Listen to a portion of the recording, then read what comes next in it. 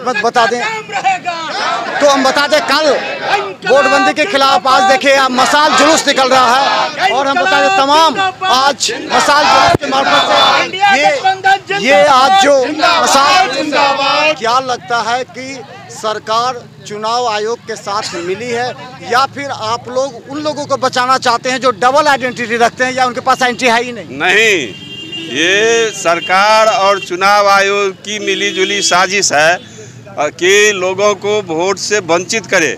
आपको बताना चाहते हैं, बड़े पैमाने पर लोग पंजाब में रह रहे हैं, हरियाणा में धन रोपनी के लिए गए हैं, विभिन्न जगह पर नौकरी करने के लिए, छोटे छोटे रोजगार के लिए गए हुए हैं, जो यहाँ के वासी हैं, यहाँ के मतदाता हैं। और अभी चुनाव आयोग ने जिस तरह का काम किया है उससे वो तमाम लोग मतदाता सूची से छट जाएंगे, जिनका नाम अपने पैतृक गांव में है, अपने पैतृक घर पर है, वो तमाम लोग छट जाएंगे। इसलिए सीधा सवाल है कि बड़े पैमाने पर लोगों को वोट से वंचित करने के लिए, चाहे वो अल्पसंख्यक हो, दलित वर्ग के लोग हों, पिछड़े वर्ग के लोग हों, कमज़ोर वर्ग के श्रमिक हों, वो तमाम लोग इस चुनाव आयोग और सरकार के साजिश से वोटर लिस्ट में नाम उनका जुड़ने से वो वंचित हो जाएंगे। इसलिए सीधा सवाल है कि चुनाव आयोग ने यह गलत कदम उठाया है और इसके खिलाफ इंडिया गठबंधन पूरे बिहार के अंदर कल चक्का जाम कर रहा है। और यदि इस पर भी सरकार और चुनाव आयोग नहीं चेतती है तो आगे हम लोग सड़क पर में आंदोलन करेंगे और आंदोलन के माध्यम से जनता को जगाकर सरकार को बाध्य करेंगे, चुनाव आयोग को बाध्य करेंगे। अच्छा ये बताइए, समय बढ़ा दिया गया, अब 31 अक्टूबर तक का आगे सितंबर तक जमा करना है, तो अब क्या लगता है कि जो फॉर्म है वो आगे करेंगे? देखिए, मुख्य बात है जो ये भाजपा और चुनाव आयोग की साजिश है गरीबों को वोट से वंचित करने का। हम कहना चाहते हैं जो बड़े पैमाने पर आज गरीबों को मताधिकार से वंचित करने की साजिश हो रही है, क्योंकि अभी बिहार में सभी चैनल ने पिछले दिन बताया जो बिहार में इंडिया गठबंधन की सरकार बनने वाली है, तो ये जो इंडिया गठबंधन के समर्थक लोग हैं उनको कैसे मताधिकार से वंचित किया जाए, ये सोची समझी साजिश भाजपा केंद्र सरकार और चुनाव आयोग का है। इसलिए हम आपको इस कैंडल मार्च के माध्यम से कहना चाहते हैं जो कल ऐतिहासिक भारत बंद है, ऐतिहासिक हड़ताल है और बिहार में जो वोटबंदी है इसके खिलाफ इंडिया गठबंधन की ओर से चक्का जाम का आयोजन किया गया है।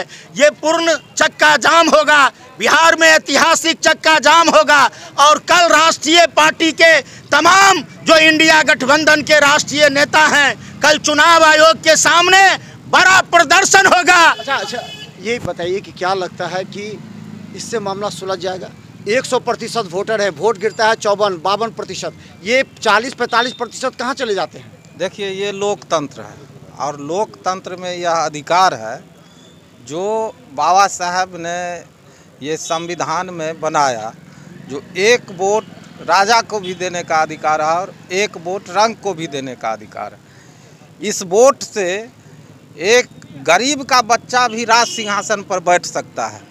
तो ऐसे अधिकार को हम लोग नहीं छीनने देंगे, क्योंकि यह जान रहा है जो बिहार गरीब राज्य है, यहाँ से 35% लोग बाहर पलायन करके मजदूरी करते हैं, 15-20% ऐसे लोग हैं जो छोटी छोटी व्यवसाय करते हैं, यहाँ से लोग पलायन करके नौकरी चाकरी करते हैं। तो मेरे वोट के अधिकार को यह छीनना चाहता है और 20-22 दिन में ये मतदाता पुनरीक्षण कार्यक्रम को चलाना चाहता है। यह कैसे संभव है?